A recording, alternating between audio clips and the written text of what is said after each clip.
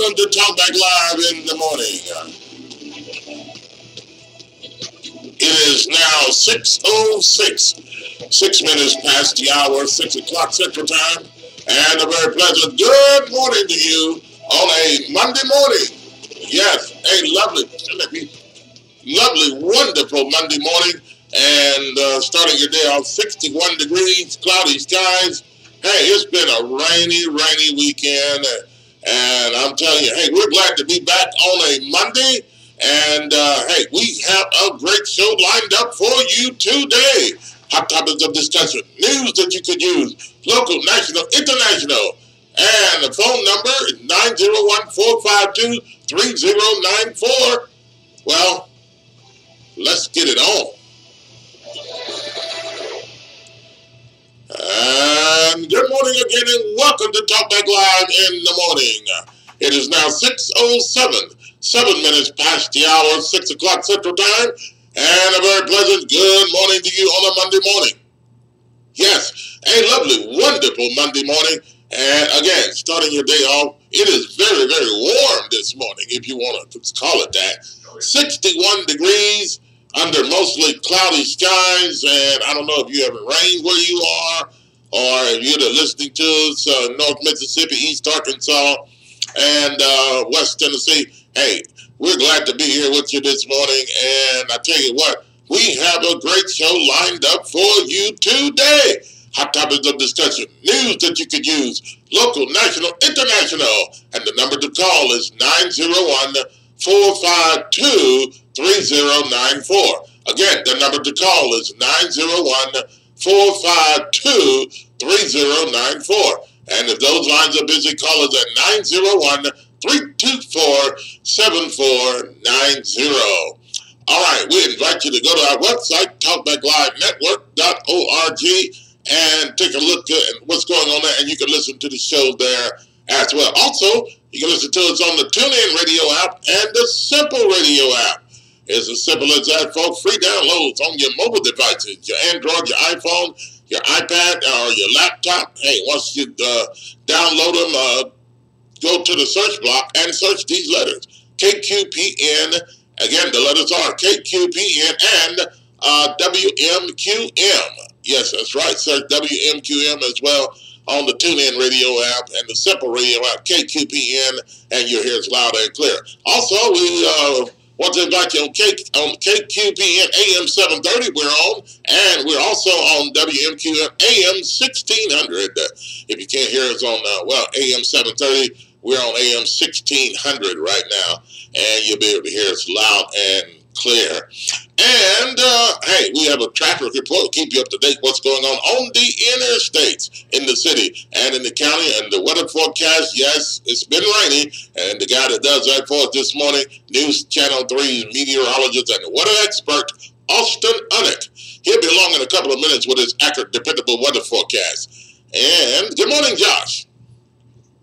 Good morning, Bob. Good morning, everybody out there listening this morning. Another great show we got lined up for you today. On a Monday morning, man, ready to get it popping, cracking, kicking, rolling, started, jumping, yelling, screaming, all of that on this Monday morning, man. So definitely look forward to the show on today.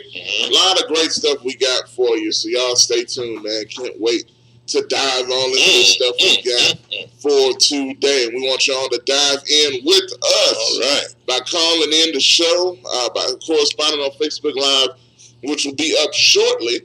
Got it all set up here, just got to hit start. So we're going to get all that rolling and kicking. We're live on YouTube as well. YouTube.com, just search WMQM 1600 on YouTube, and you can actually see us live as well as on Facebook as well. So check us out on all those platforms. Real quick, follow us on Twitter at TalkbackLive, one word, at TalkbackLive. Also Facebook, facebook.com, TalkbackLive with Bob and Josh. Like our Facebook page. Check us out there as well. So, a lot of stuff to get to on today.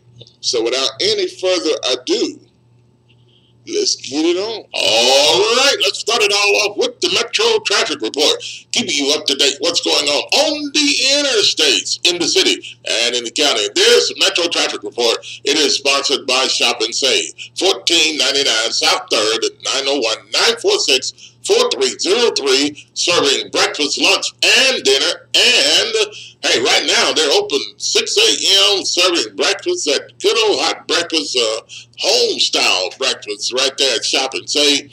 And you get down there and get you the best breakfast you'll find anywhere in the Mid-South. And at 10 o'clock, their doors are open. They switch over from breakfast to lunch and dinner. Indeed.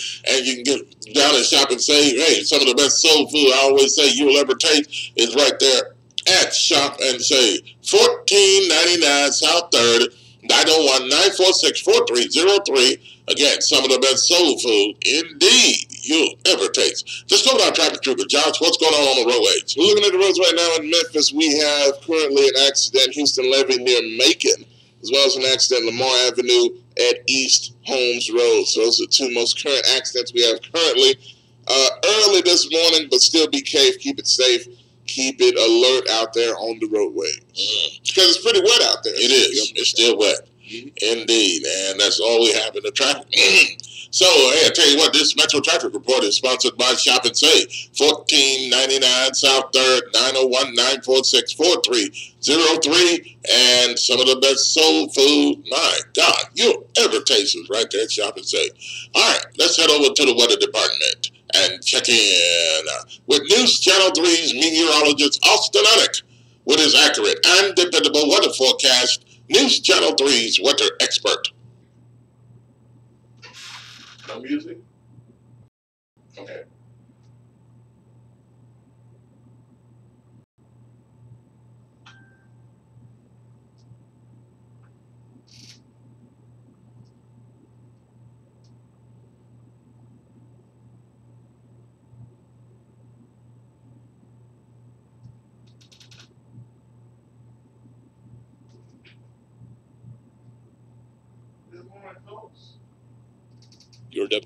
Your WRAG-TV News Channel 3 Severe Weather Center forecast for today. Showers and thunderstorms expected into the rest of Monday. High temperatures back in the mid-70s.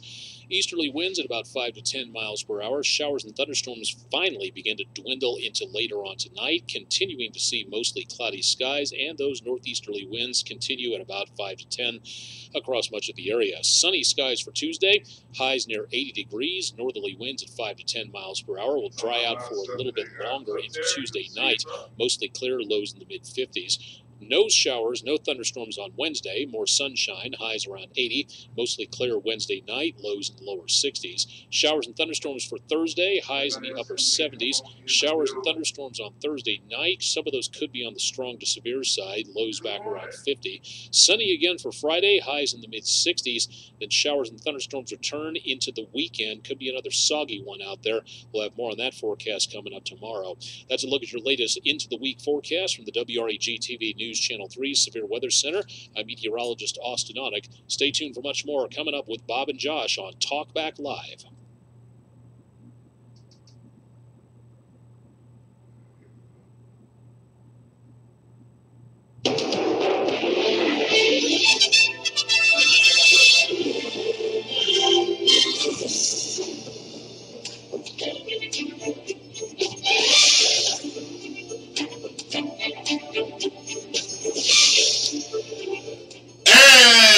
And in the headlines today, we've got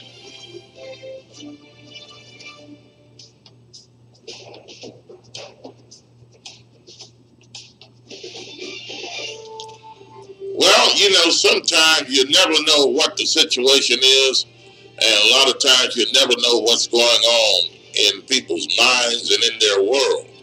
Well, sometimes in households and homes, and you think it's a home, and you think it's a lovely home, but you find out that things are really, really torn apart.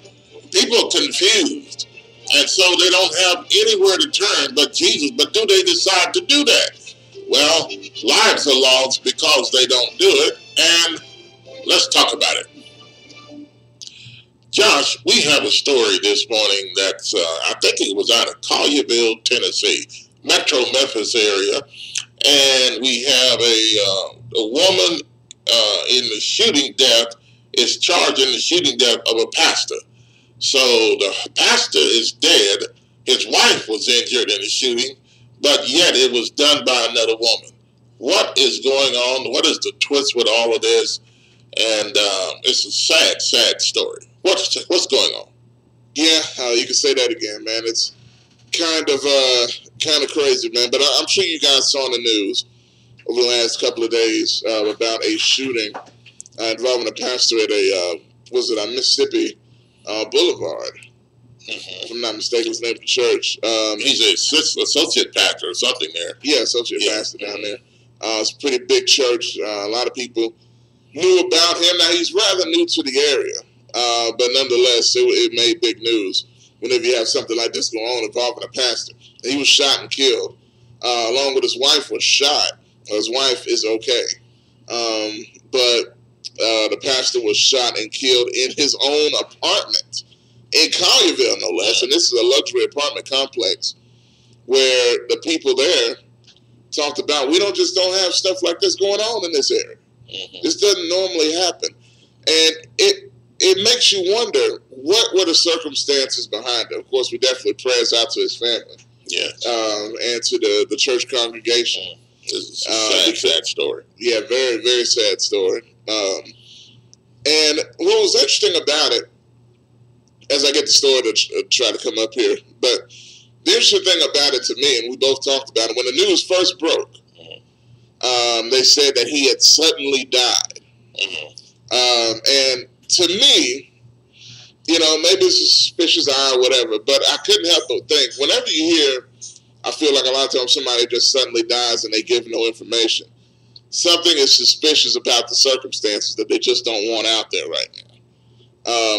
With a guy that was known as himself. So then it comes out later, I believe Fox 13 was one of the first to report, that it was actually a murder by a woman, no less, that came into their home and shot and killed the pastor and shot the wife. Now, as a matter of fact, the pastor was shot 7 times. 7 times. Well, I didn't know that many times. So the thing, just to kind of picture that, clearly it seems like something personal was going on to shoot somebody 7 times like that. The wife was shot once, from what I heard. And some sources out there that said she actually jumped in front of her husband to take one of the bullets. Wow. As well. So crazy situation. And I believe we got the story up and running here, okay. So we're going to go to that in just a second. All right. And folks, 901-452-3094 or 901-324-7490. And all of you that are coming in on Facebook already, we appreciate caller out of Humboldt, Tennessee, Terry, listening to us as well. And I think everything should be well now, Terry. So give us another shout out. All right, we're ready to go with the audio, and here we go. Take a listen to this. We'll be back. Today at the age of 36. He hadn't been here at the church long, but we do know last night he was at a Collierville apartment complex with his wife and another woman. That other woman, police say, opened fire on the couple, killing Perry. And tonight, this large church community is coping with the consequences. Receiving numerous 911 calls, possible gunshots. It didn't take long for the calls to start coming in. Commotion inside a unit at the usually quiet Meridian Park Apartments in Collierville Thursday night. There'll be a female crying and some others screaming. When police got there around 10:20, they found a man and woman with gunshot wounds. The Commercial Appeal now identifying the couple as Mississippi Boulevard Baptist Church pastor Brodus Perry and his wife. Perry dying from his wounds today, according to the church. We've learned Perry was fairly new to the congregation, where he oversaw the couples ministry and discipleship ministry. Originally from Florida, he most recently worked at St. Mark Baptist Church in Little Rock. It appears it was in Little Rock where he met the woman police say killed him, Latashia Daniels. She lists herself as a certified anger management specialist and uses the title doctor. A business filing with the state of Arkansas shows she's also an officer at a company called The Root Behavioral Health. It's unclear what she was doing in Memphis Thursday night or what could have motivated her to pull the trigger, as police say she did. All right, there you have it, 901-452-3094 or 901-324-7490. And Jet, welcome to the show. And if phone lines are busy, keep calling. And Josh, this is a story that it started out like we were talking about the pastor suddenly died. And then the story comes out even more. I just felt there was more details to this story because that was when they dropped it like that, it just didn't sound right to me. But never expected it to be something like this, and didn't. This is a sad, sad story.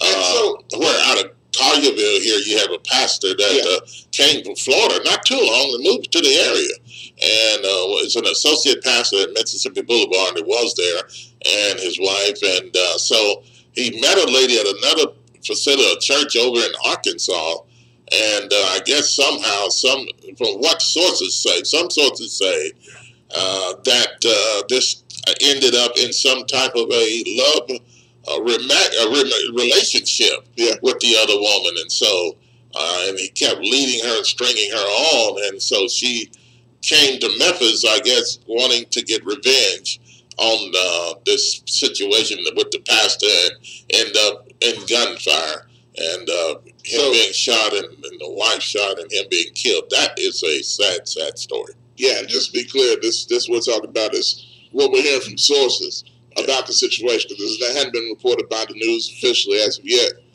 But it looks like they had a relationship, and it doesn't surprise me, based on the circumstances of the murder, that clearly there was some emotions going on there. I don't know how they all got in the apartment together, with the fact with him, his wife, and the woman, for them to even have this whole showdown or whatever. But the ironic thing about it, she's an anger management specialist. Mm-hmm. That's literally what she deals with. Yeah, and she has that's kind of strange, though. Anger management specialist, and then has she having to deal with, seems like to me, anger. Which was a part of this whole thing, and this pastor being shot and killed, and his wife was being shot as well. And Chet says, I'm looking for clues, but I can't find or figure out for the life of me, what does usually quiet neighborhood have to do with this? Jet, it's just that, sometimes other areas are quiet, peaceful neighborhoods, and then I guess everybody has, what Jet is probably getting at, everybody makes a mistake. Anybody can commit crime. Whether you're rich or whether you're poor, it doesn't matter. Well, I guess the thing is, they're not used to anything happening. Mm-hmm. So I guess, it just hadn't happened that much over there. Now, it is, they just happened to throw that into the story, right? In a usually quiet area of Collierville. Yeah. It's quiet because they're rich and they ain't gonna argue. Well, there's not probably. That's probably the situation, But when something happens that normally doesn't happen, it brings disturbance or some type of unsubtle. Yeah, that's really it. Yeah. Situation. But anyway, the crazy thing is, man, this is an anger management specialist that lost her mind and went off and shoots and kills a person. Now, look, check this out. She ruined her career. It seemed like she was a rather professional doctor or businesswoman or whatever, and now her career's done. She's going to prison. Why? For what? Well, I mean, for love? Well, yeah, it's sad that had to happen, though, and then. I don't know how long this relationship has been going on between if this is the case here, what it seems like it is. And so she ends up killing him because of that. And he kept stringing her along. And he was, even there's words that he was promising to leave his wife and then marry her. Yeah, that's what the source but at any rate, I guess the whole truth and nothing but the truth will come out eventually, all of it in the news. But at any rate, you have it right here on AM 730 Talkback Live with Bob and Josh. And AM 1600. And AM 1600, by the way, AM 1600. 901-452-3094 or 901-324-7490. What do you think? I want to hear from you. I want to hear from you. I want you to call in, tell us what you think, give us your opinion on this whole situation? What can be done here and to avoid this situation again or something like this? 901-452-3094 or 901-324-7490. I think there's an easy answer to that. Yeah. I'll leave it up to the people. I want to say that. Honestly, not to laugh at it, but I mean, look, just don't do it, man. I mean, it ain't worth it. Come on, it's not worth it. All right, former Mayor Willie Harrington pledges to complete an unfinished agenda? Unfinished? What does he mean by this? Former Mayor Willie Harrington, we're hearing from him. He's now officially started off his campaign over, I think, at the weekend. And so, hey, lots of people, from what we understand, yes, we saw there was quite a few people, Josh, at the Mayor Willie Harrington kickoff of his campaign. And so I guess you can call this, because he's had a kickoff, so to speak, but I feel like this is more official. Yeah, basically, because there's a ton of people there. Yes. You started to see more of who's actually going to go out there and support the mayor, former mayor, that is, Harrington, right? You know, and it's quite a crowd, man. It shows that this is not going to be easy for Jim Strickland whatsoever. But let's check out the news story via Local 24, and we'll be right back. Okay, here we go. Take a listen to this. We'll be back.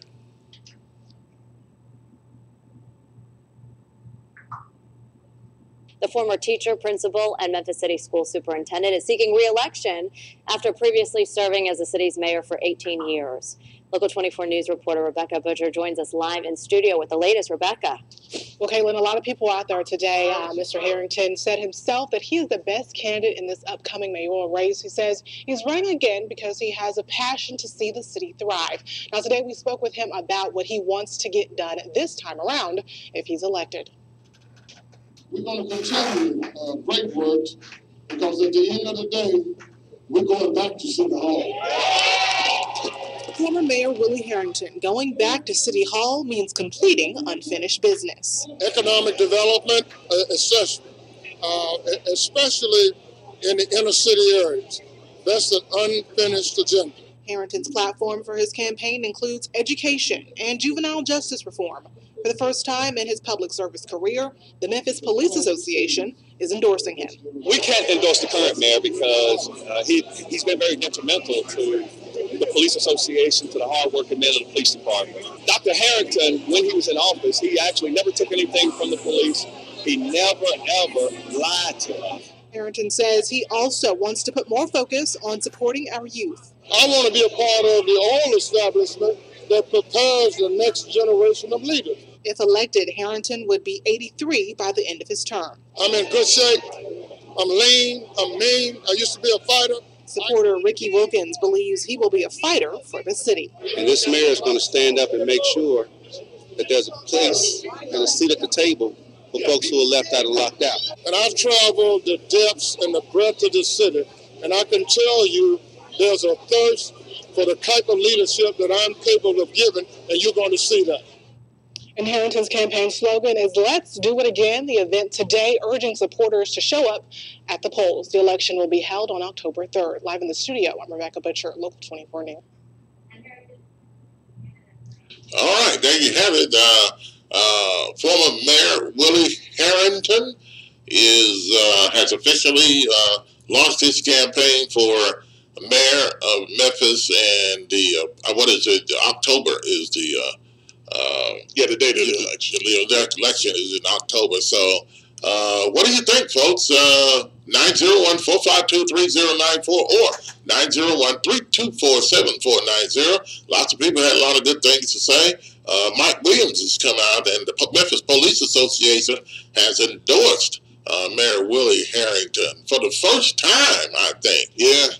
Even when he was mayor before, they did not endorse him. But now the Memphis Police Association has come out and is endorsing Mayor Willie Harrington. And so check it out. And also, from what I'm seeing, it seems like the fire department association, the fire department has supported him as well as some other unions. So he's got the workers and the city employees behind him, which is you know, kind of a big deal. It seems like it as far as the battle politically. So it's interesting, man. That he's definitely got some support. There was City Councilman Joe Brown was there.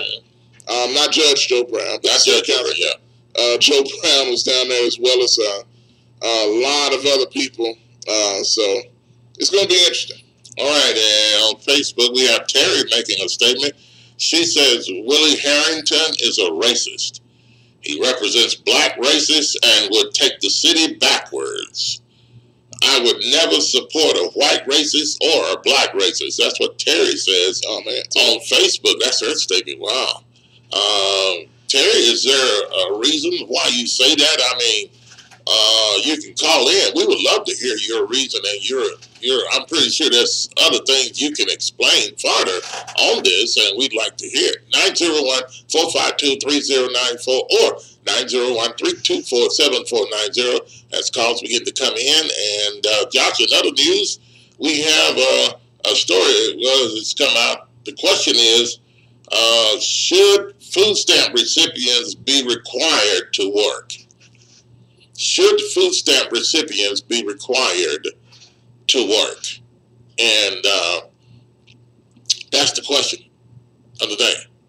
And some people think, well, if they're taking food stamps, we have to pay the taxes and they help them get their food stamps.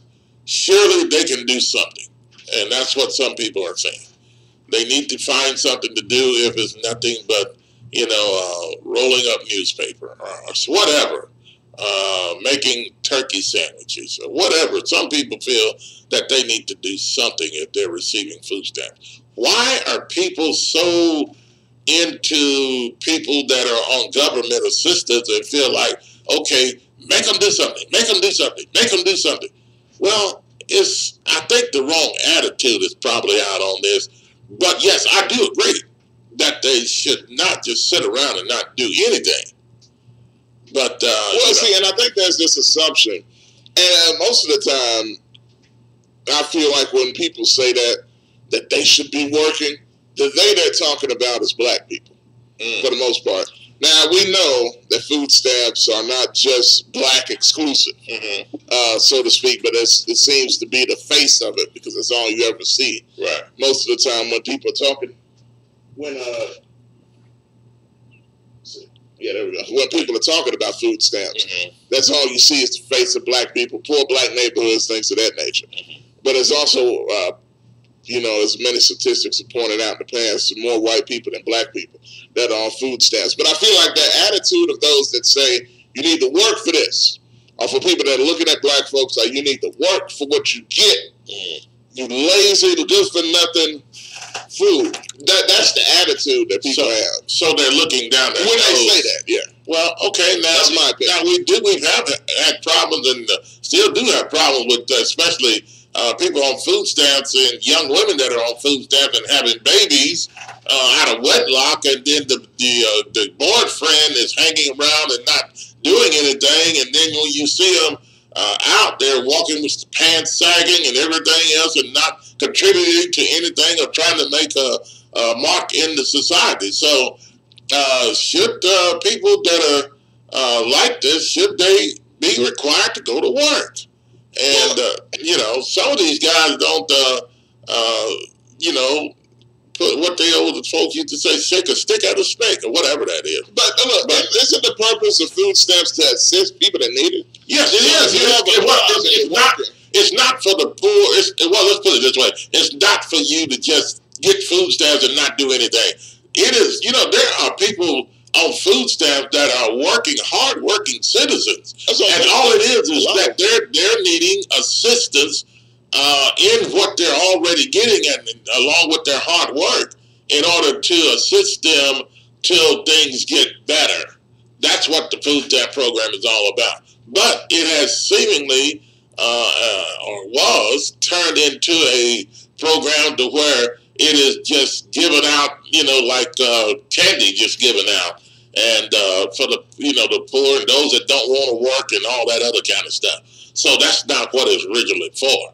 It's for those, it's government assistance to assist you in the situation that you're in and whatever you're going through with until things get better for you. That's what government assistance is all about. That's what food stamp program is all about. And 901-452-3094 or 901-324-7490. His lines are busy. Keep calling. And Mike Williams had a few things to say about the Memphis Police Association. And seeming to me, from listening to the interview with Mike Williams or him talking on Facebook Live, that there were some officers that had problems with the Memphis Police Association endorsing former Mayor Willie Harrington.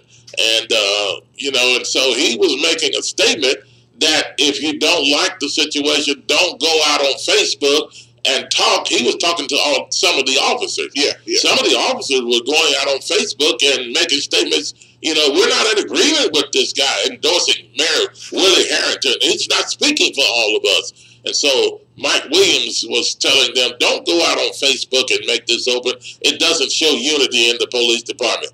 And he wanted to make that statement to him and to the Police Association. Well, I mean, if people want to, make their statement, sometimes maybe police officers feel that the police department is not listening to them.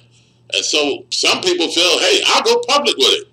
We don't. I mean, they have their right to support who they want to. They do. Just because they're police officers don't mean that just because the Memphis Police Association is speaking for all officers. And in this case, it seems like it's not, because there's a few problems here with some of the officers saying about this situation here. I'm going to just throw this out there. I do think, I'm like this. I think that, the officers, they're going to, it's not like he gave a directive and demanding them to stop. You know what I mean? Because I don't think he could do that even if he wanted to. And it wasn't going to work.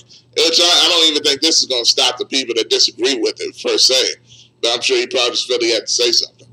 But, look, they're going to vote for who they want to vote for. And that is not, the statement that he made is not going to stop. But I guess what he's saying is, was it necessary for the police officers to go on Facebook and put this out publicly and not coming to the Memphis Police Association and try to work things out and do it all things in order? Where it wouldn't seem like it's what Mike Williams is saying. Well, it seems like there's a confusion or disagreement, and in the ranks of the Memphis police officers. Well, maybe that's true. Well, it is true, but do they? Okay, well, I guess. Is that the right way? Because think about it. In any other business, if unless you're just trying to make a spectacle, like if some of those other officers are just trying to make a spectacle of themselves and get attention, then they're not going to come to Mike Williams. But if they really want some clarity, or if they really want, to try to solve any problem they have with him or the association, you would think they go to him first. And then if they disagree, then they'll go out and say, hey, look, I tried to talk to you, but now it didn't work. So I'm going to go out here and I'm going to say what I want to say. Well, don't you think it's a little too late now? He's already officially endorsed Mayor Willie Harrington. It's already done.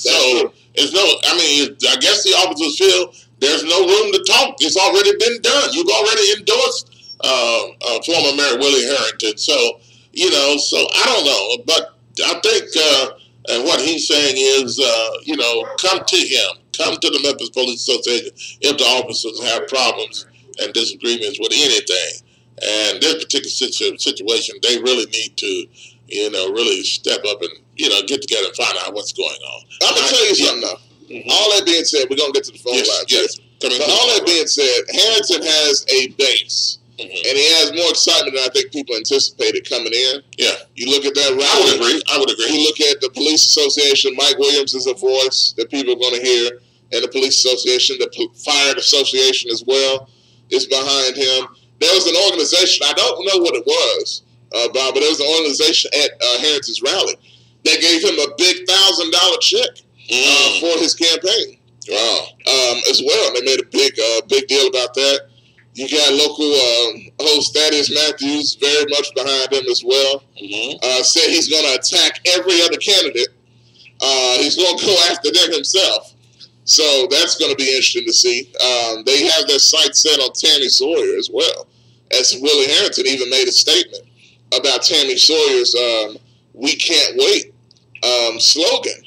And Harrington said, for those that say that they can't wait, they're going to have to wait because that's what Harrington said. Well, I agree. I am not. Well, I'm not going to be on any side here. Yeah, and look, I'm not for Tammy Sawyer. I am not. And for this whole thing, if she thinks this whole thing, like Willie Harrington said, is going to go down like it did in Chicago or somebody else said, I hope it don't. I do not want this woman in office. I don't have anything against her. I don't know her, but this is just my opinion from a media and a personal standpoint. I don't know her, but I don't think she will make a good mayor at this particular time. And for her agenda and the things that she stands for, I do not stand for it. And I do not think that she needs to be in office. And that's my opinion. And Chicago has voted in a mayor, first time a black female, and she's gay. And what is she, a Democrat? I guess she is, but at any rate, most, I was going to say, but anyway, like I say. But anyway, that's the first thing that happened in Chicago. And no, I don't think it should happen here in the city. Memphis has enough trouble as it is. We need to get our situation turned around, and Memphis needs to turn to God. I'm not saying Willie Harrington is the answer for God, but I'm saying is you don't need to go backwards and get worse with the situation with somebody coming in office supporting the gay agenda. 901-452-3094 or 901-324-7490. Let's get ready to go to the phone lines. And who do we have? Well, up first is Carl. Carl, welcome to the show. Good morning on a Monday morning. Yes, it is, Bob and Josh. Good morning to everybody. Good morning, sir. How are you? Fine, Bob. Good. I told you this at least 6 times before. Okay. Love will cause people to do anything. But first, let's pray for the souls of those people that lost their lives, our condolences to their families. Mm-hmm. So, Bob, when you in love with somebody, you would do almost anything crazy, give up your profession, go into the apartment and shoot 2 people. Now you're talking about the pastor situation. Yes, sir, I am. So is it really love or is it lust? Well, Bob, depends on how the killing went down. You know, sometimes when people kill somebody because they love them, it gets real deep. They put like 5, 6 bullets in you, where 2 would do the job. Well, he was shot 7 times. Yes. Bob, oh God. Does that mean 7 times for the years they've been together? Does that mean 7 times for the time they've been together? I mean, yes, sir. I mean, I don't know how long they've been together with this situation. I know he came from Florida, and he was associated with a church in Arkansas. I don't know how long that was. And maybe somebody who knows can tell us. But then he moved to Memphis. But it seemingly says he met her in Arkansas before moving to Memphis as pastor. And I don't know about you guys because I never killed anyone. But I heard if you put 1 bullet in a certain place in somebody's body, that should do trick. Well, I hear your point, Carl. You saying so she should have, if she did it, what she was wanting to do, maybe she did. But anger. She's a anger management specialist. But anger and out of control and other things that are going on with this whole situation made her shoot several other times, just out of control. Is that what you're saying? Yes, I am. There's 2 words for that type of thing. Was she out of control? Did she intentionally mean to do it? Well, they have 2 phrases for that type of killing, Bob. Crime of passion and stalking. Yeah, all of that, yeah. Okay. Yeah. Now, as for the mayor, would it be better if the African Americans decide to get together and get 1 person to take out Jim Strickland? If they decide to vote, would that mean Jim would slip in on the back end? Well, yeah, I agree. But that's the situation. That's been the situation a long time in Memphis. It seemed like 1,000 Negroes want to run for office. Negroes? Well, whatever.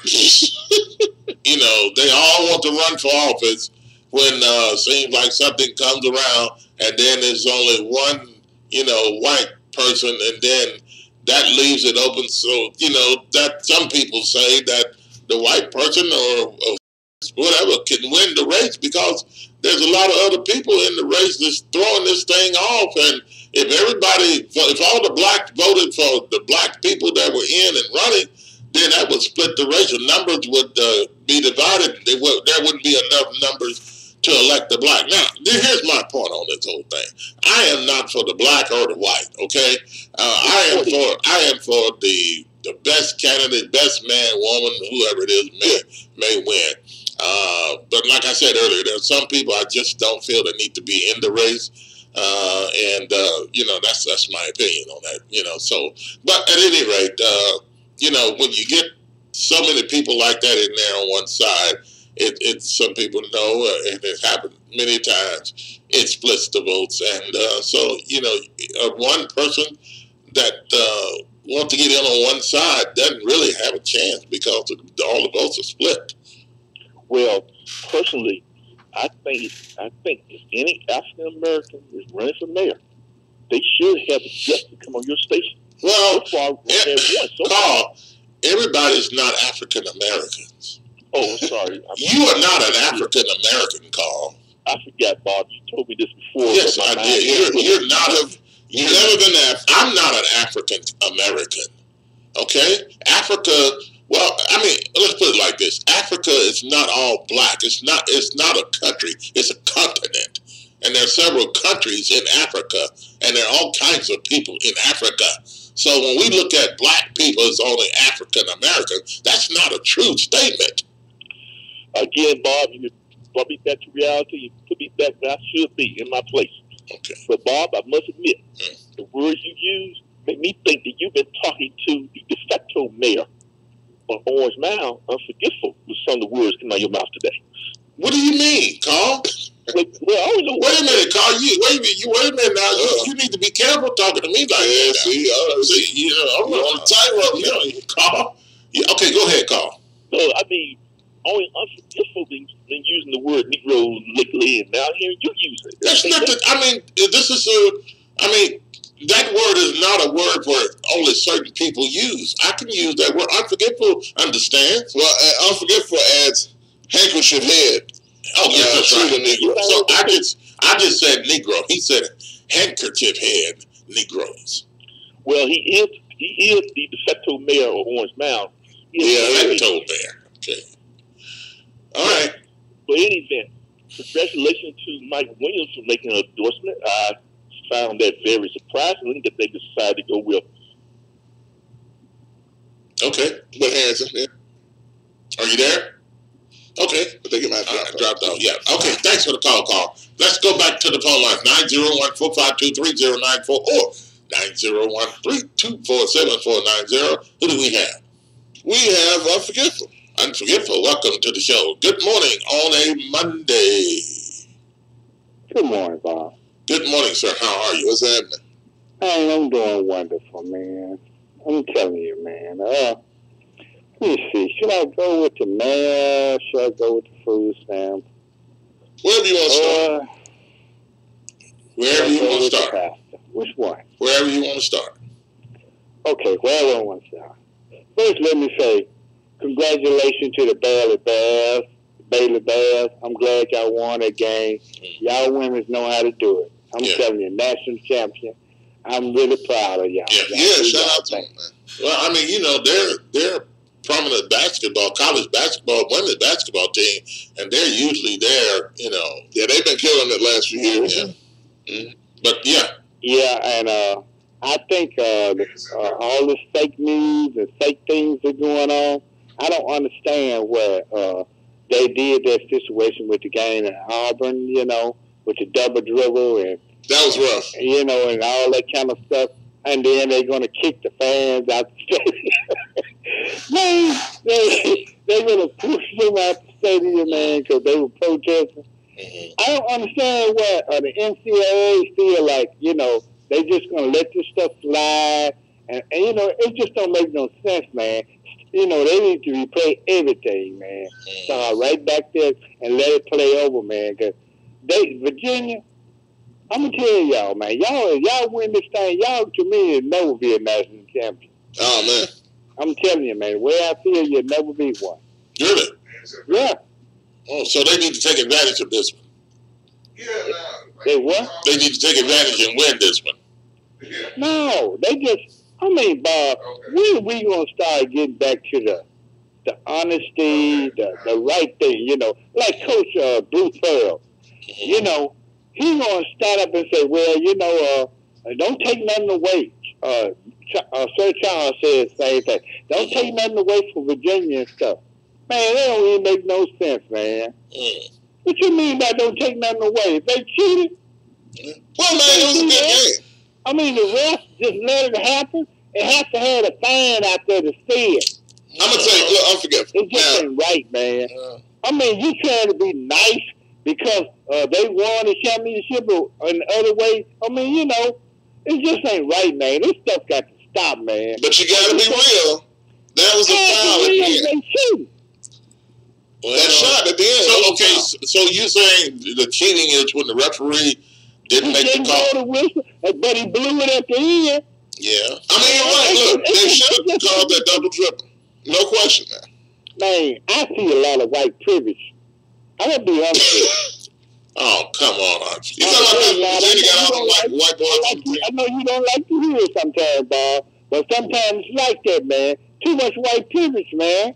Turn the table. Let that be a situation dealing with black. He double dribble. No, he got the ball. Okay, when he made the jump shot, you know, the other players had the right to jump in the air. He just slightly bumped him a little. He didn't really throw his shot out. His body just went there. Hey, they would have made up something. You know, if it was black, I bet it wouldn't have happened. Yeah, Carl, you are black. So stop with the African-American crap. Yeah, I said it. I'm just saying. Great, thanks for the comment. Okay, but I'm forgetful. So you're saying that the other team was mostly white? No, I'm just saying that last shot by that player was white. Okay. It was a black player. It was a black player. Well, I'm forgetful. I'm forgetful. Let me ask you. Also was a white player that was bouncing the basketball. White referee might have been from the ACC, and he was the one that you know didn't call, and just allowed too much white privilege. I can't say that, man. Not in this situation. I just don't feel. I just feel it was a bad call. No, it wasn't a bad call. It was bad. Now don't get me wrong, but it was a bad call. But it just ain't right, man. I mean, we sit around here, Bob, and just let this stuff and accept it. I mean, you got a mayor right here who did nothing from the city, and then you're going to say, well, you know, my partner, Thaddeus Master, he's cool. But I disagree with him totally. You disagree with the mayor? I disagree with the mayor and him running and everything. He need to get my vote, Bob. I mean, you know, we're going to just keep being dupe, and dupe. Okay, so you don't think he did a good job when he was mayor? No, sir. Okay, well, he won't be doing a good job when he become mayor. You know, he stayed in a long time. People kept reelecting him in the office for a reason. Mom, we're going to keep having these same situations, you know, because people don't want to change. You know, people just stupid. That's all it is, just stupid. They keep doing the same thing. You know, they keep going with the same group. You know, like your partner Mike Williams was saying, you know, the police association, it don't look good for other policemen, you know, not agreeing with them and doing. You know, it's just like you got to be in a group. You want to be in a group with the stupid, or you want to think for yourself. See, that's a good thing that some of them in there say, look at here, I don't want to be a part of endorsing these, man. But the people that's over the association going to tell you, you just need to shut up. You don't have no opinion. We're going to go on and endorse them. Well, that's basically what Mike Williams said. And see, that's wrong. Well, I don't know, but basically it's a bunch of crap, Bob. Basically, he was saying they need to not just put it out there and show disagreement with the police department. They need to just, you know, let him know in the Memphis Police Association, you know, come and sit down and talk about it or whatever the case. But the endorsement is already out there. I know. If you feel like somebody endorsed something, you're part of a group and you're against it, speak out. There's nothing wrong with that. Yeah. Okay. Man, I don't understand why people do this stuff, man. Like they want to jump on you because you disagree with them because you're the leader of some organization. I do it every day, Bob. You know that. I come after you, Josh, anybody. Yeah. And I call the station all the time. And I love y'all, but I'm free. Yeah, well, you know, I don't have more need to nobody. I know it. You know, nobody. I know, but there are people you know that say their mind about you, and you know, you say I love it too. You say your mind about them too, but especially guys like James. That's my brother. Yeah, I love him too. You love him, yes. Okay. Yeah, but let me tell you a story, man. Real quick. 15 years ago, maybe 20, somewhere around there, I was out there, Bob, you know, bad. And I used to work at a job, and this lady, she was the manager. Okay. And she was the black lady, didn't like me. But anyway, make a long story short, I ended up leaving the job. Look at the comment. The lady, she ended up leaving the job. And I went to Mississippi Boulevard Church to get a sack lunch. And when I went in there, she was overhead of security. And we talked and stuff, you know, back in time. Yeah. But to make a long story good, Bob. And them people over there at Mississippi Boulevard, they got a lot of devilish, evil type people that's in their organization. Oh, unforgetful. I'm telling you, Bob, a lot of I felt the spirit when I walked through them doors, Bob. You know, I felt it. Something wrong. Something just don't feel right. And now I see, Bob, you know, I was against the pastor they got over there, the young dude. You know, I just couldn't understand that. And a lot of people say, well, you know, Jesus, I just had a feeling, Bob, that something was going to happen. And now this stuff will happen. Well, it wasn't. I mean, you know, women. It wasn't the pastor. It was the associate pastor. I know. Yeah. I know it wasn't the young dude. But the point that I'm trying to say, Bob, that church need to clean itself up. The people that go there, you know, talking about go to the boulevard, you know, it's all about God with me, man. It ain't about going to the boulevard. Okay. You know, to me, Bob, it's getting to be a cult all day. Really? Why? Why do you say that? I don't know anything about Mississippi Boulevard, but why do you say that? I was on Mississippi Boulevard when the white folks on it first, right? When they moved and over there and all that. I understand all that. I go all the way back. I've been there a couple times just to visit church. I'm telling you what I feel. It just ain't right, man. So I stay away from over there, man. It's going to be a lot of other stuff going on, man. I'm telling you, man. It just ain't right. I mean, you can see it here. I mean, look at the power of the media. Pastor suddenly death. I mean, man, fake news to the T. How do a church like that have the power over the media like that? Okay. I mean, the media is supposed to tell the story, right? Well, the thing is, they don't want to put all that his personal business out there. You know? Oh man, stop with the personal business stuff. I'm just saying. You know, I'm just saying. When it comes to Donald Trump, y'all ain't gonna call it personal business. Oh, is this what this is all about? We need to know. We need to know. It ain't personal business. We need to know. But when it comes to these handkerchief head Negro, these amount of people, it all personal business, all kind of keep your mouth shut. You know, organizations keep your mouth shut. Hey, what's all that crap? What's wrong with us, Bob? It's sad, man. This whole city just going down the drain. Yeah. And then they want to turn it back on and go back down the drain again with marriage. All right. Don't want to go forward. Okay.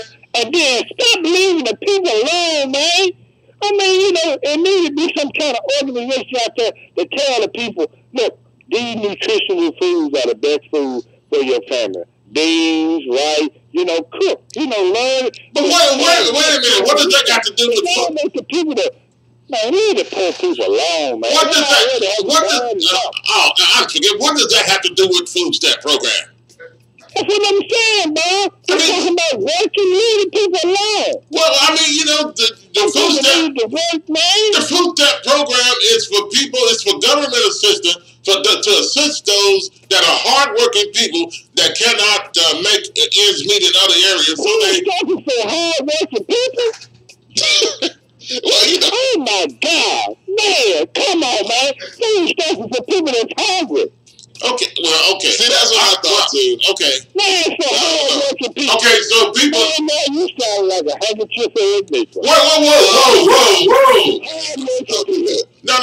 So people. Man, you saying it, Bob. Okay, so people get on food stamps, don't go to work, don't care about working, don't want to do anything, just give me my food stamp every, first and 15th or 16th, I don't know. But give me my food stamps whatever it's time, whatever, I think it's on a card or something. So when I went to Mississippi Boulevard to get that sack lunch, I should have had to go in the latrine or mop the floor or dust the cabinets out before I got my sack. What you telling me, Bob? I'm not man, it's a bunch of crap. You know that's not. Leave those folks alone. Let them eat. Okay, all right. Go ahead and eat, Unforgettable. You know that's not what I'm talking about. Okay. All right, Unforgettable. Thanks for the call. Oh, my. Hey, Unforgettable, clean up sweep the floor before you get off the phone.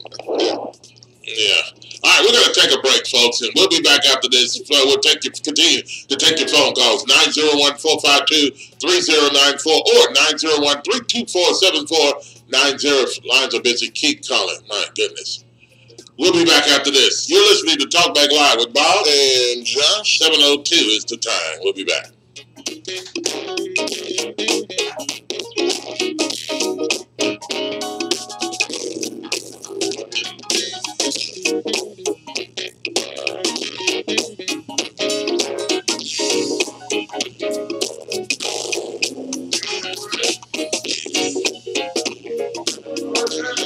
Serving Memphis, Tennessee, East Arkansas, and North Mississippi.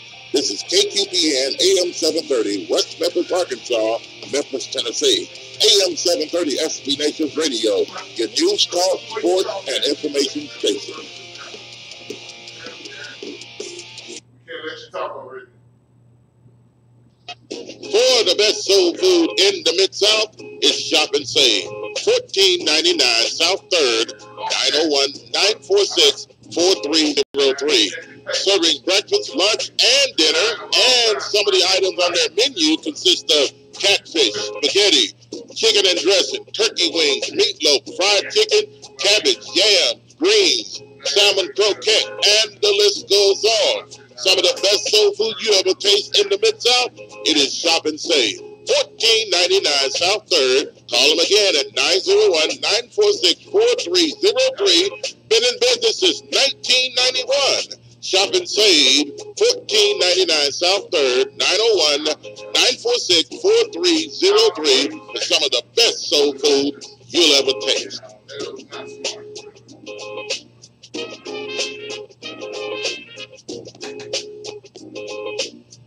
Before the marriage and the carriage, you must repair that credit. That's right, text Curry to 76626. Kenneth the Credit Guy is a credit specialist who specializes in getting your credit in order. You want that dream house? Contact Kenneth. You want your life back? Contact Kenneth. That's right, text Curry to 76626 or you can call Kenneth Curry at 870-514-8138. That's right, take back your life by contacting the Credit Guy. In life, we all want to be treated with dignity and respect. At E.H. Ford Mortuary Services, located 3390 Elvis Presley Boulevard, we believe the same thing should hold true when it comes to death. Telephone number is 345-9558. For more than 30 years, Ed Ford has offered the personal touch when it comes to the passing of the special people in your life. As a licensed funeral director, embalmer, and death counselor, Ed Ford will be involved in every phase of the bereavement process when it comes to your loved one. In other words, he won't just sit behind a desk and collect your money like other funeral directors. His main purpose is to personally prepare your loved one for whatever memorial service you desire. His services and prices are the very best in Memphis and the surrounding area. At E.H. Ford Mortuary Services, it's not about the money, it's about a lasting memory. Ed Ford, his wife Myrna, and the courteous staff will be there when you really need them. That's E.H. Ford Mortuary Services, located 3390 Elvis Presley Boulevard. The telephone number again, 345-9558. Not associated with any other funeral home with the same last name. That's E.H. Ford Mortuary Services.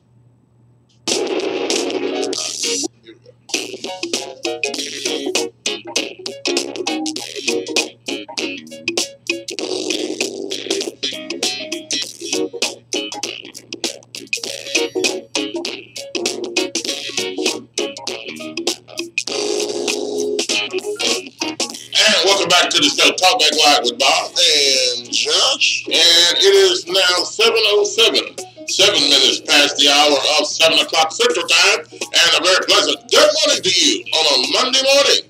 Yes, and starting your day off 61 degrees, cloudy skies, rain has been around for a long time, this all weekend, basically, and a few that is thunderstorms as well. And they had to issue a tornado warning and a severe thunderstorm warning over the weekend as well. But most of the day today, a few showers are going to hang around. We'll find out about that. And we'll do another weather break coming up in just a little bit. It is 901-452-3094 or 901-324-7490. If lines are busy, keep calling. And we were talking about the woman in the shooting death of a pastor, and in Collierville, we'll talk about that as well. Former Mayor Willie Harrington pledges to complete unfinished agenda. So he left office with things unfinished, and he wants to come back and get in and redo some things, and he wants to be mayor of Memphis again. And his slogan or whatever they're going for is "Let's do it again." All right, and should food stamp recipients be required to work? Question of the day, 901-452-3094 or 901-324-7490. And let's go back to the phone lines. And who do we have? Greg in the building. Greg, welcome to the show. Good morning on a Monday. Good morning, Mr. Bob. How you doing? Doing well, sir. How about yourself? Doing good, man. Appreciate you taking my call. Yes, sir. How was your weekend? Great. Yours? Yeah. Oh, man, it was soggy. It was very soggy. Yeah, one of them soggy weekends. Yeah, I had to do my first cut of the year in the yard, man, and it wore me out. I got to get back in game shape. Oh. Yeah. I had my cut too, man. It's that time of the season. It is, man. It is. Hey, well, look, man, let me jump right in real quick. Hey, as far as Mayor Harrington, I would not vote for him, and I was gone from Memphis. I was away from Memphis a large part of his mayorship.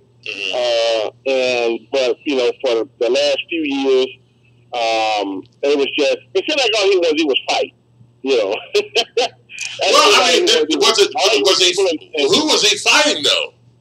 Everybody, I think. City council? Was the city council? Some people look at it, the city council wanted to fight the mayor and didn't want to get his agenda passed. So, I guess if one person put up the dukes, the other one's going to put up the dukes. You can get the hell out of my office, right? That's what he said. Yeah, he said yes, sir. Yeah. Greg, can you bring in some things back to remembrance here? But anyway, go ahead. But I'm going to tell you something, Greg, now. Meet me outside. Yeah. Go ahead. But I'm going to tell you something, Greg. I think he has a chance. And I'm just looking at the support he's already getting. And it's kind of surprised me even more so, the way he's going about it. People seem like they're sick of Strickland to the point that anybody that has, the way that he seems to have his swagger, I think it's going to attract people around here. Well, in the Trump era, a person like Harrington, yeah, I mean, well, I don't think he'll win, but in this era, if he was just coming on the scene, we're used to that, and I don't know, because it seems like a lot of people were very, very disgruntled with him in his last few years, Absolutely. And I think they were tired of the antics, they were tired of the, this, that, and the other, and I would certainly hope that they remember that, when he gets into the race, and I heard y'all say it's too many black people in the race, which it was the last time, with the last mayor's race. It was too many black people. And but anyway, I digress from that. The pastor that unfortunately lost his life, hoping, his wife, hope she makes a speedy recovery. Yes. I mean, this looks, we all know what it looks like right now, what happened, hopefully, I guess we'll find out the next few days or whatever, what happened, but right now, we know what it looks like, and it doesn't look good as far as, I hate that kind of situation happens, but that young lady that did the shooting, she was called herself a certified anger management specialist? Yeah, that's her job. She failed. She failed big time. She did. She did, Greg.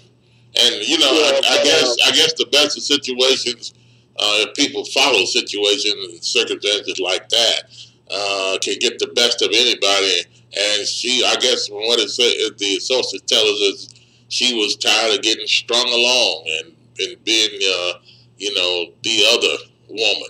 Because what we heard was that she was told by him that she was going to leave his wife and be with her. That age-old story, right? Age-old story. Age-old story. Yeah. Hey, but look, man, I'm going to move on from that to the food stamp situation. Yeah. I'm forgetful. You can't just leave those people alone and just let them make a career of being aid recipients, which some of them have. I personally know people that's been on food stamps, since they were grown. Since they became adults, they've been on food stamps. That is absolutely ridiculous. But how did they do that, though, Greg? I have zero idea, Mr. Bob. I've been trying to figure it out. And I know people that tried to get it, and man, they harassed them to no end, and they finally said, "Nah, man, it ain't even worth it." Yeah. Just go ahead and get a job and do what you can. Yeah. Now, the thing about food stamps, any type of government subsidy, I forget, it is aid, which means to help you. Supplemental, which means in addition to. So whatever aid or supplement you get, it's in addition to whatever you're bringing into the home. You shouldn't be able to just stay on this forever, and not do something, to aid the aid that you're getting. That's absolutely wrong. And they need to figure out, and I've said this a few times on the show, Bob, that they need to figure out what the supplement, what's worth, how can I put it? What the supplement should be. The way it is an actual help to you, and not something that becomes a crutch that you think that you need, because the minute you go out and get a piece of crap job, they pay minimum wage or just above, they want to cut you off. They need to figure that out, as far as how to actually help people and give them a path to get off the aid. Because that's now, from what I thought I understood of the program, is that you were not supposed to be able to just stay on it forever. They're supposed to put you on a path to getting you gainfully employed and figure out a way how to budget and yada yada yada. Because I know people that had to get the classes. Now, what I don't get is this: you want to make people, there'll be classes and things that people have to go to, but they don't get paid for that. You can't expect nobody to go 2 or 3 weeks to a job fair. They still got to get there. I mean, the whole reason people get on assistance is because they need assistance, right? Exactly. So you're going to go in there and take that away from them soon. You're going to go ahead and take that from them with no recourse. No way to be able to sustain themselves. But like I said, you want them to go to these classes and got to go all the way downtown or whatever. Spend 6 to 8 hours or whatever it is at a class, but there's no compensation for it. Yeah. Well, and see, man, the thing is, the way the system seems to be set up, and we're talking about the food stamp issues, for people coming in on Facebook, some of the new folks coming in, shout out to you. But, it almost seems like it's set up to keep people in that bubble. You know what I'm saying? Either you stay relying on us, or if you get a job, like you said, low-income paying job, we're going to yank it out from under you. So then you're still barely making it. It's like, are you really trying to help anybody? Is this to keep the poor?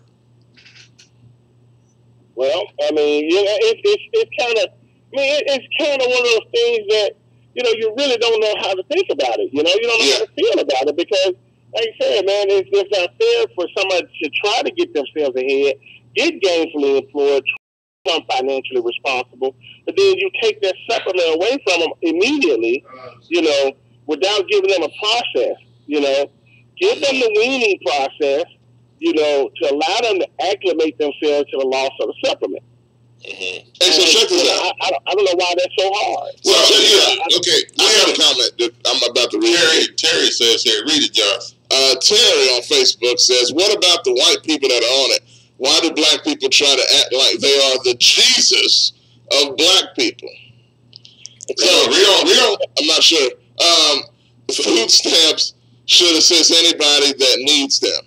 If a person stays on it for 50 years, what does that have to do with you? They use taxes for anybody, for anything they want, but you don't want to use taxes on poor people. She says, Greg, if a person stays on there for 50 years, what does that have to do with you? I mean, at the risk of starting an argument, what kind of question is that? It's simply not fair. That's point blank. It's not fair for somebody to receive free on their end aid like that for the rest of their lives. Get out and get a daggum job. You know, it's not fair. That's my answer. You know, in the greater scheme of things, does it really affect me? Not to the degree to where I'm going to be ready to fight somebody because I see him in the food stand in the grocery store with 3 baskets of food. No, it's just the greater scheme of things. You got to think beyond than just self. It is a drain on. It's a drain economically on the nation. So what are we to do, Greg? I know we got other call hang up, but what are we to do, Greg, when a single mother and the father of the children just leaves her and then don't send any money, don't help take care of the single mother, and then she's busy taking care of all of these kids and trying to do the best she can, and some single mothers work with lots of kids and trying to make ends meet, but yet the dad, what some people call deadbeat dad, doesn't contribute at all. So are you looking down, I guess some people say, on a young lady like that would have kids, and the father or fathers are not there?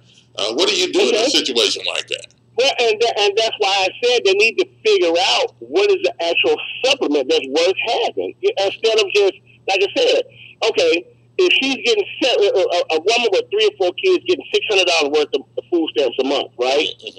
That's fine. I don't have a problem with that in the onset because she needs that.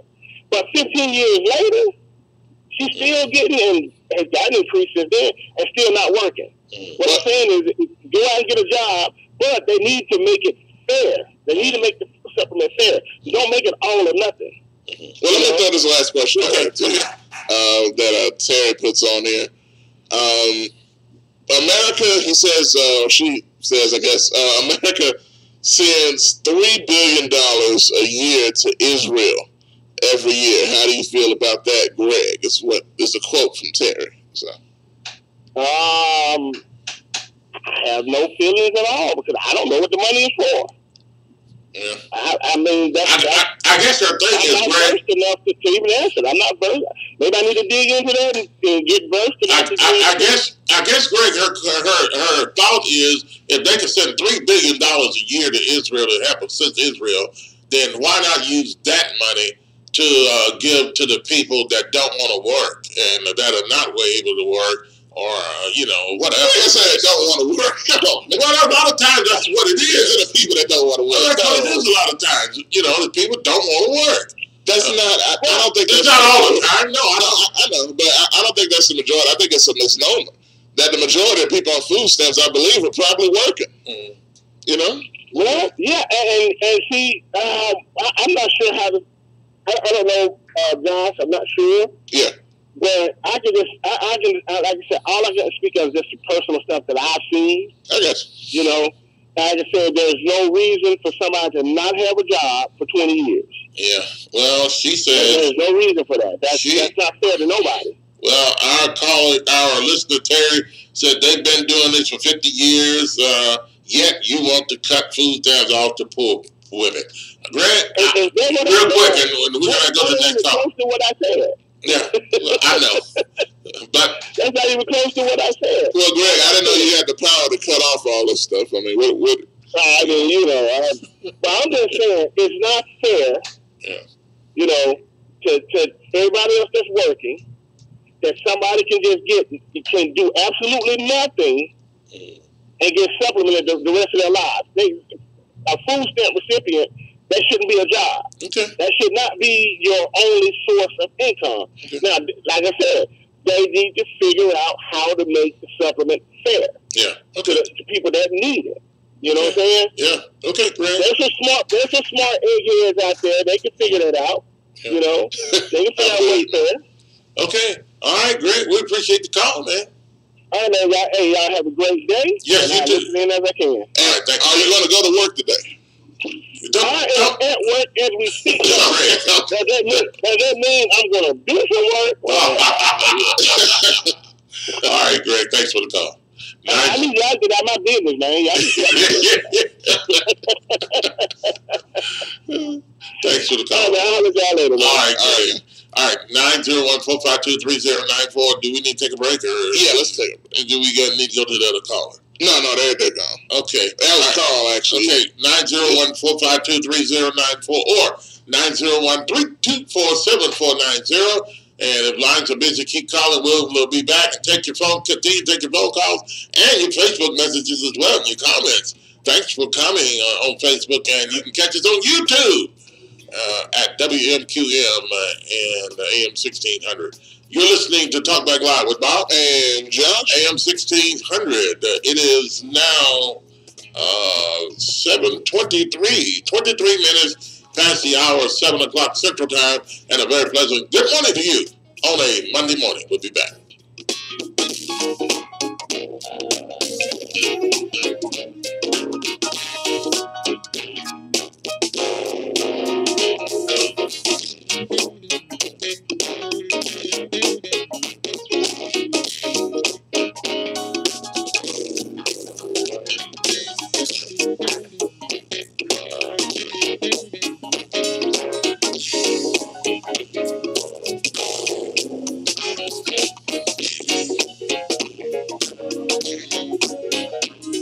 Are you tired of going to the doctor with the same issue over and over again and never getting any relief?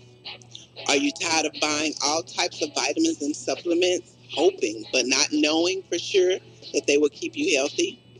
Or are you getting enough of the right kind of nutrients that your specific body needs?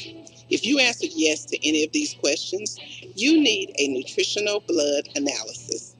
With a nutritional blood analysis, we can take one drop of blood from a prick of your finger and analyze your body's nutritional needs, nutritional deficiencies, and nutritional imbalances. This analysis can provide an early warning of possible future health challenges so you can make the changes now to avoid the negative outcome. A nutritional blood analysis can be used to monitor a health challenge before and after adopting an approach to restore health and balance. It will also allow you the ability to determine the effectiveness of various approaches to restoring and balancing your health. So don't wait. Make your appointment at FocusOnHealthSolutions.com. Stop guessing with your health. Know what works for sure. At FocusOnHealthSolutions.com, 901-602-7063.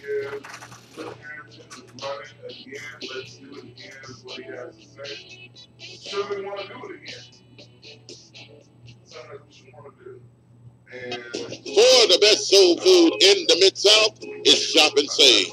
1499 South 3rd, 901-946-4303. Serving breakfast, lunch, and dinner, and some of the items on their menu consist of catfish, spaghetti, chicken and dressing, turkey wings, meatloaf, fried chicken, cabbage, yam, greens, salmon croquette, and the list goes on.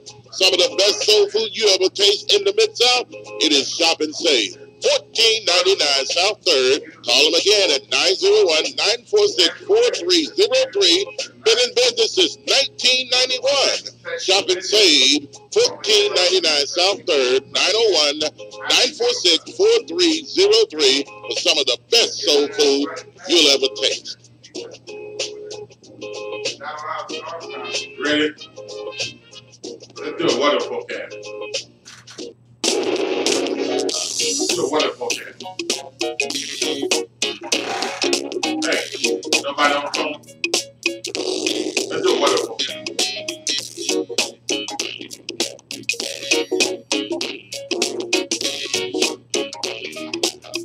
Give me a second. I'll be cute. And welcome back to the show, Talkback Live with Bob and Josh.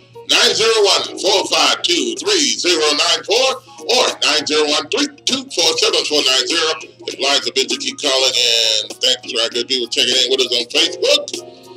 And 61 degrees start our day on the cloudy skies. And hey, another check of traffic and weather coming up in just a few minutes here. And your comments on what we were talking about. The shooting of a pastor, associate pastor at Mississippi Boulevard Christian Church. Sad situation. Our prayers go out to the family. This is a situation that shouldn't have. I don't know. But, you know, our prayers go out to the family. 901-452-3094 or 901-324-7490. Former Mayor Willie Harrington. Harrington is in the news, and he has officially kicked off his campaign for mayor of Memphis. And the voting is in October, the election day. And so, what do you think? The slogan is "Let's do it again." And are you Memphis? Is Memphis ready for Willie Harrington again? And Jet said Dr. Willie Harrington's new campaign slogan is directed right at Mayor Strickland. And he tells him to get out of office. So, John Jet, you know I can't say that other word. But it and that's a famous phrase of Harrington. Yes, it is. So yeah, and meet me outside. Yeah. So 901-452-3094 or 901-324-7490. And one of the things Terry is upset about, people on food stamps and people wanting to talk bad about poor people. And she says America sent $3 billion a year to Israel every year. How do you feel about that, Greg? She asked. And her thing about people on food. And our question of the day is, should food stamp recipients be required to go to work? Should they make that a requirement? Not wanting to take them off food stamp, but should they make it a requirement for them to go to work? All right, 901-452-3094. Donna, good morning. Yes. And we do now have the weather forecast before we go back to the phone, too. All right, we're going to go back to the phone lines and take your comments, those of you that are hanging on. And we are now going to check in with our weather reporter, News Channel 3 meteorologist, and weather expert, Austin Onyx, sponsored by Shop and Save, 1499 South 3rd, 901-946-4303. Some of the best soul food you'll ever taste. Matter of fact, open for breakfast now. And if you're headed to work or school or wherever, just stop by there. Get you some stuff on your way. Yes, indeed. And here's News Channel 3's meteorologist and weather expert, Austin Onyx. Your WREG-TV News Channel 3 Severe Weather Center forecast for today. Showers and thunderstorms expected into the rest of Monday. High temperatures back in the mid-70s. Easterly winds at about 5 to 10 miles per hour. Showers and thunderstorms finally begin to dwindle into later on tonight, continuing to see mostly cloudy skies, and those northeasterly winds continue at about 5 to 10 across much of the area. Sunny skies for Tuesday. Highs near 80 degrees. Northerly winds at 5 to 10 miles per hour. Will dry out for a little bit longer into Tuesday night. Mostly clear, lows in the mid-50s. No showers, no thunderstorms on Wednesday. More sunshine, highs around 80. Mostly clear Wednesday night, lows in the lower 60s. Showers and thunderstorms for Thursday, highs in the upper 70s. Showers and thunderstorms on Thursday night. Some of those could be on the strong to severe side, lows back around 50. Sunny again for Friday, highs in the mid-60s. Then showers and thunderstorms return into the weekend. Could be another soggy one out there. We'll have more on that forecast coming up tomorrow. That's a look at your latest into the week forecast from the WREG TV News Channel 3 Severe Weather Center. I'm meteorologist Austin Onick. Stay tuned for much more coming up with Bob and Josh on Talkback Live. All right, thank you, Austin. And let's go back to the phone lines, 901-452-3094 or 901-324-7490. And who do we have? Up next is James. James, welcome to the show. Good morning on a Monday. Hey, how you guys doing, man? Doing good, sir. How are you? What's up, Doc? I'm straight, man. Yeah. I thought you guys had got all up out of here, man. No, not man. quite, no. No. We in here. Okay, look, I want to just on this Texas Tech. You know, Memphis had them, I think Penny had them up by 23. Big, huge lead on them, right, when they was ranked. Right, and I'm glad you brought this up because we wanted to talk a little bit about that game coming up tonight, James. Okay, well, I'm just saying, I watched that game, and I thought Memphis was gonna pull it out, man, and some kind of way, you know, Penny slipped away from them, and they wound up losing. But yeah, I remember that.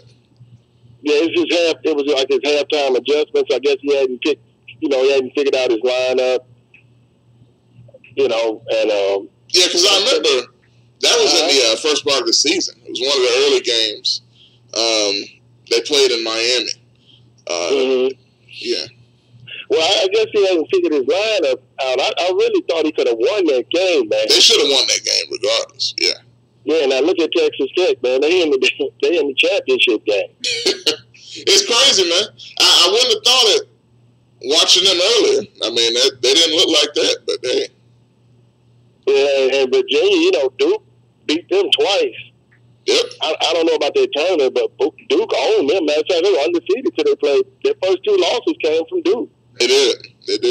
You know, so. And Virginia's a good team, but I got to tell you, man, the only reason I'm interested in the championship game is because of Texas Tech.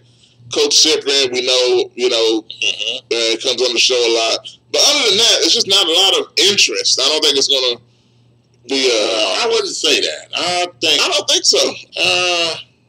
I sort of agree with Josh. I'm not even planning on watching the game. Really? Nah. Oh, James? I just remember with Memphis, I was like, you know, they got talent, man. They had that team. They were up by 23 points on Texas. Yeah. So, and I mean, I don't know. Well, me, okay, I blame Penny. I just don't know why he couldn't figure his lineup up because they blew a lot of games. You know, like even with Central Florida, they swept it. They beat them twice. And Taco, that's his name, Taco. Yeah, big old fall. They was killing him. He couldn't put that ball. He put that ball down low. Memphis would take it. So Penny had put the perfect defense on him, totally eliminated him. And you know they should have beat Duke. Yeah. So Memphis had a good team, man. Where they failed was the coaching. Yeah. No, this year, man, he blew it on that. I mean, I hope next year, you know, makes up for it. But they had some players. Yeah, the first year, I think it was kind of like, you know, nail-biting situation with the coaches and wondering if everything's going to work out. And first time, you know, feet getting wet and all that kind of stuff. Hopefully, like you said, I hope next year it'll bring better results. And it'll, you know, I think it'll have to, you know, because I think people are looking forward for that to happen coming next season. And check this out. Even if they would have made the tournament this year, I think they could have made a run because you look at the teams that made a run, like you said, James. UCF, Memphis beat them twice by 20-plus points. And just beat them in the conference tournament by almost 30. Taco was a non-factor in all the games they played against them.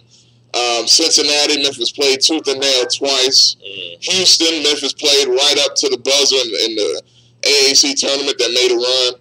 I mean, you know, like you said, Texas Tech's in the national title game, for goodness sake. Memphis only lost them by a little less than 10 points, but had the lead throughout the game. Yeah. So that clearly was good enough. You got to look at his lineup, his decisions. They had a team this year, and I hope they do good next year. But I'm disappointed that they didn't even make the tournament. And here are the Red Raiders are sitting up there right in the championship game, and we all know that Central Florida, they really beat Duke. You know what I mean? Yeah, basically.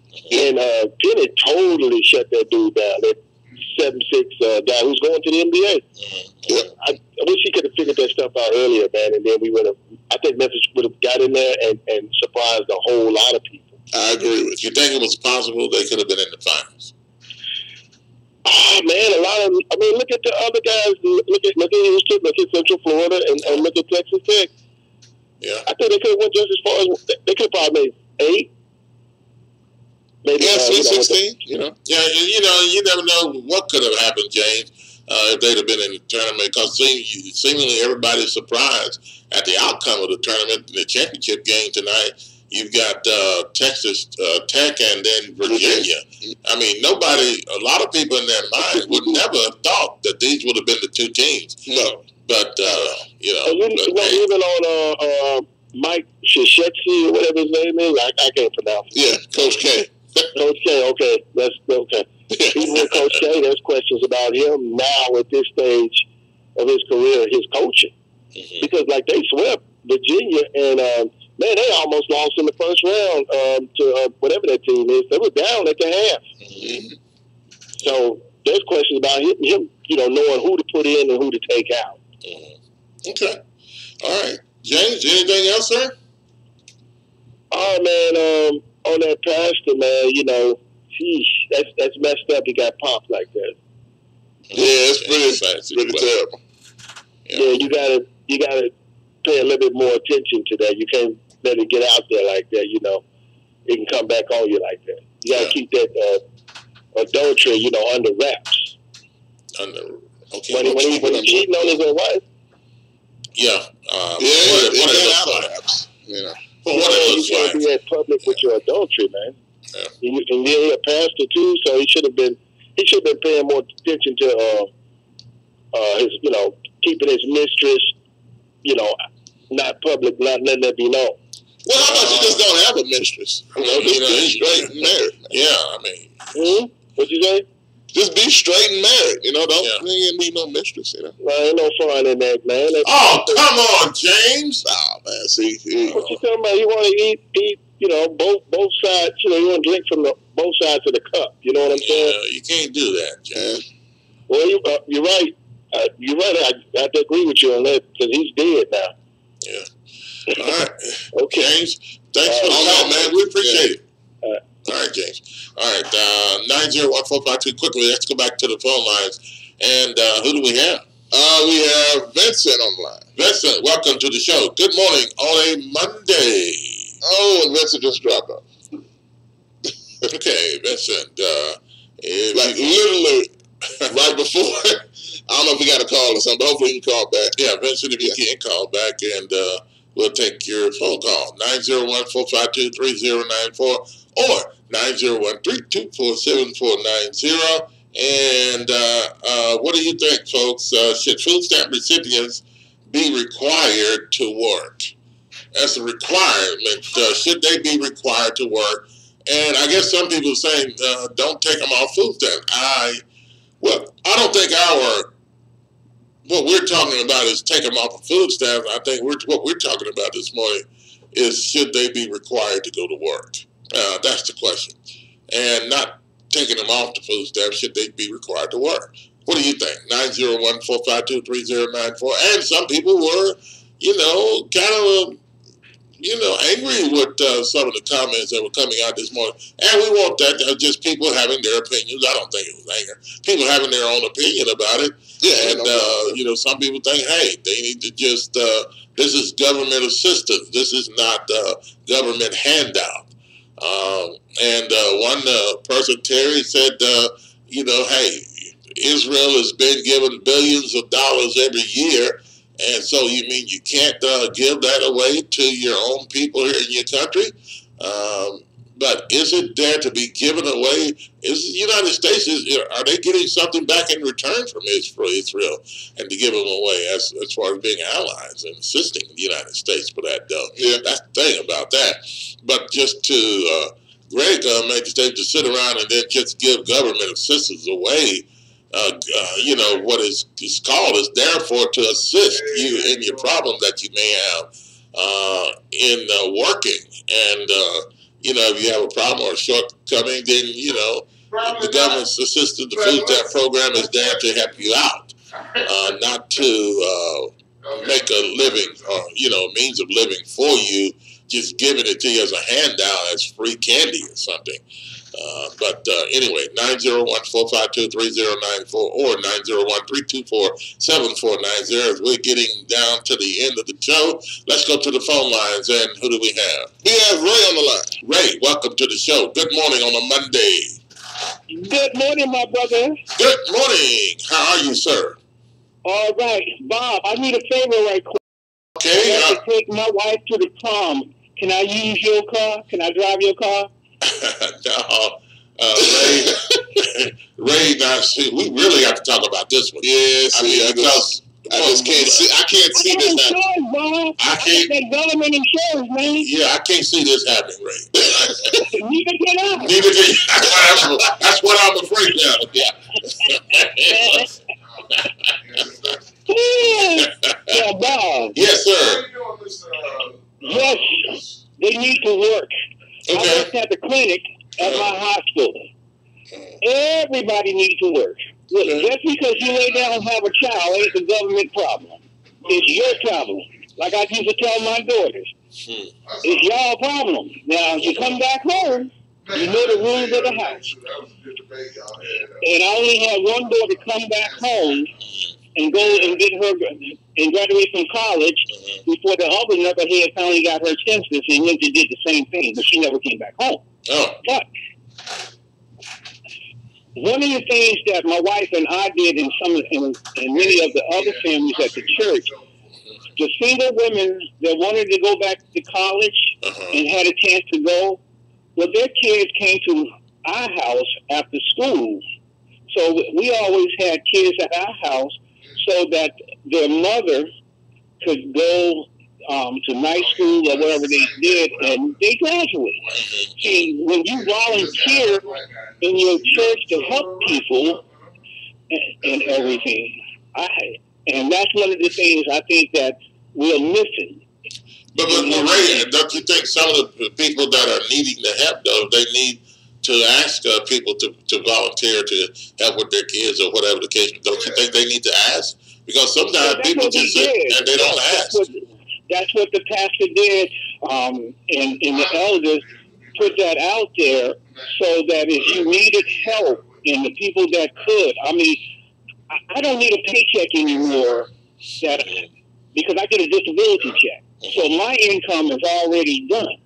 But I have the time to volunteer when they get off the school bus. Me and my crested cane can lead them across the street, take them to our apartment, and they can get their homework. And they're hungry, they got food there.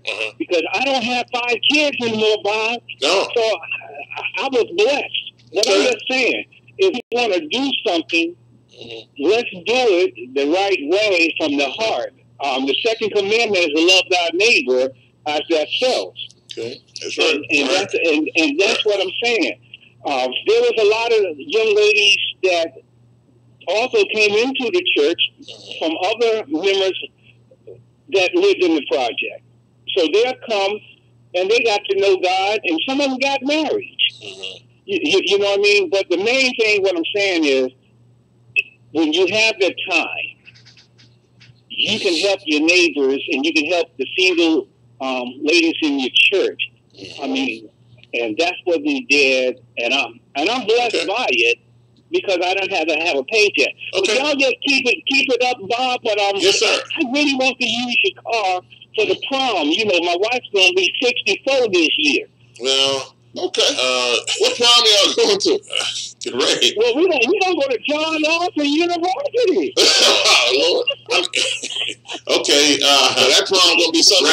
Ray, be honest with you. I'm gonna have to let you go, and we don't need to hold this type of conversation.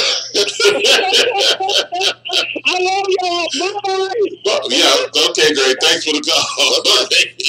901-452-3094. Let's go back to the phone lines. What do we have? We have Brother Jet in the building. Brother Jet and the Early Fun Fam on Fridays from. Well, I don't think he has the whole Fun Fam with him. Oh, well, he's got part of them, 6 to 8. Welcome to the show. Good morning. Yeah, it's been just a little bit of fun here lately. Been a little bit of fun. Brother Jet and a cousin. That's right. But anyway, good morning, man. I just want to call in and talk about this government assistance conversation and food stamps or whatever. And I agree with pretty much everything. Not pretty much. I think I agree with everything Terry was saying there about that. And as far as Israel goes, Israel, I guess you can call them an ally. Yeah, that's what they call them. But that's an ally that we have that pretty much destroying the people themselves over there. You know what I'm saying? The Palestinians or whatever, pretty much, you know, they just, I guess, treating them like just whatever they want to with the backing of the U.S. And as far as that goes, when you think about allies, even Europe and people like that, what is Israel really allying us on? What if we get attacked by China or Russia? They're going to be some kind of force to, you know what I'm saying? What is that all about? What kind of? It does seem to be a real symbiotic relationship. Yeah. Well, I guess you're saying as small as they are, how can they do something to help us as far as military wise? That's right. Basically, there are people that are getting assistance, government assistance from us, and we just call them an ally by name. Well, I mean, you know, but Israel is one of the powerful military forces in the world. They're not really that. Just because they're a small nation, they're not a pushover. Powerful military nations in the world because of whose weapons and whose money. Okay. Yeah, we helped a little bit. We helping them. I mean, they just like America East or West. East, I mean, you know, essentially, absolutely. Yeah, on that end. But you know, and so as far as that goes, you know, yeah, they send all of that money to Israel. Nobody really complains. Sometimes people bring it up during a campaign or whatever, but if you're too big of a candidate and you bring it up, then you get in trouble for even saying a thing like that. Just like now, if my radio show was bigger just for saying what I said, I would be in deep water. You know, you know? Nice, absolutely. So yeah, that's just how it goes. But I don't care if somebody's on government assistance all their lives, man. I don't care. In fact, you know what? I wish I could be. I don't think it's quite enough anymore. It used to be. It seemed like it was enough. They've been cutting and cutting. I would be on government assistance. In fact, I had several young people, mothers with children, who wasn't on government assistance, who wanted to go to college, single moms with children wanted to go to college. And I told them, I advised them, that's what you do. You can go to college, at that time, you can go to college unpaid, you can get your food stamps and welfare and make your baby's father pay his portion, what he's supposed to be paying, and you can do very well in school, and you ain't got to work for nobody while you do that. Well, you know, I agree with that, Jack. You know, I could see if a person is making an effort to do something like that, and they're trying to, you know, make a mark that cannot be raised and make a mark in society to help themselves to get better, to do better. I can see that. I don't have a problem with that. Yeah. But I guess most people can see that, but what they can't see is the other side. There's some people who even want to do better just can't. Just think about it. This country is not built. This country is built for people to be extremely poor. Capitalism does not work. So some people will be caught up in the wheel forever, it seems like. Right? And in the end, it will look like to their own doing. Because at some point, just like I said, I posted last week, sometimes these things become habit. You know, you get it. People put you in a situation, then they become habit, and those habits become culture, right? It still doesn't seem like it's your own doing. That's why you can have a young fella live in a $200,000 house neighborhood and still do things that even criminals do, right? Because it's cultural. It's a cultural thing. Yeah, Jay, let me throw this out there just real quick to your point. Let's look at this. There are so many things, and this is why I always look with a different eye with people that continue to insist on the fact of people that are on welfare or food stamps. They need to get a job. They need to do this. Telling other people what they need to do, especially people that are less fortunate. Here's for the main reason. Those same people usually don't have a problem with the president dipping into emergency services funds billions of dollars to build a stupid wall that's not helping. The wall that's there now is not stopping illegal immigrants from coming in. So why is this big stupid wall going to help now? We're spending billions upon billions of dollars taking money from military defense. You're taking money from FEMA. You're taking money from emergency management to that could help with a potential natural disaster. Let's forget all this important stuff, that millions of people that could die, and we can help. Let's forget about all this and build it on a stupid wall. Those people are not focusing on that. They're focusing on poor people trying to get money to stay alive and say, oh, you need to get a job. You know what I'm saying? That's why I always look at people that focus on that consistently. Okay, but they usually have an uppity attitude. Now, but is there something wrong with the question? It says should food stamp recipients be required to work? And what it's saying is, should they be required to go to work? Not taking food stamps away from them, but should they be required to go to work? And maybe the government can help find them something to do, or just find any type of work. But they're not going to try to help do it. But okay, what it's saying is food stamp. As long as you receive food stamps, you go to work. It doesn't sound like to me they're going to cut them off. I don't know how that sounds to you. But do you think they're going to cut them off if they go and work at an Arby's or a McDonald's or wherever they may decide to do? What they're not mentioning is, are they going to change the rules then? Because if you're saying they have to go to work, when you go to work, they count your income against what you get, right? Right. So they're going to cut you off bad, even if it's not completely off. Now, I look at it as a case like this. The only way that makes sense to me is if it's going to cost the government more money to do this. Because there are some people in conditions, and I don't care how, when you look at it from the outside, it looks bad. My mom had 11 children. She was a single mom. You couldn't just go to work at McDonald's. So that would hurt more than it would help. That's very true. Hey, Jet, good comments, man. Hate to cut y'all. We got one more call. We want to listen to rush right in here for a minute. Okay. Hey, man, we appreciate the call. Thanks as always. Appreciate y'all. All right. Bye. All right. Who do we have next, real quick, before we get ready to get out of here? And last is Carl. Carl, welcome to the show. Good morning. Welcome. Good morning. And Carl, go ahead. Yes, Bob, I want to apologize. I lost contact with you when we had our conversation. I didn't want you to think that I hung up on you still when you were making a point. Well, it doesn't matter, Carl. What's your point? No, you were talking about, anyway, I want to also thank you, Bob, for picking Texas Tech to get to the championship game. Yes. You seem to know your basketball, Bob. Well, I picked Texas Tech to win it all. Well, it's even better. And I feel better about myself, Bob, as I did last Monday when I called. Life is better now. Okay, well, good for you, Carl. Yeah, the Auburn Tigers are out. It was such a pleasure seeing those Tigers go down like that. Yeah. It was sad. The refs really was. It was sad. It was terrible. It was joyful for me. Okay, Carl. Yeah.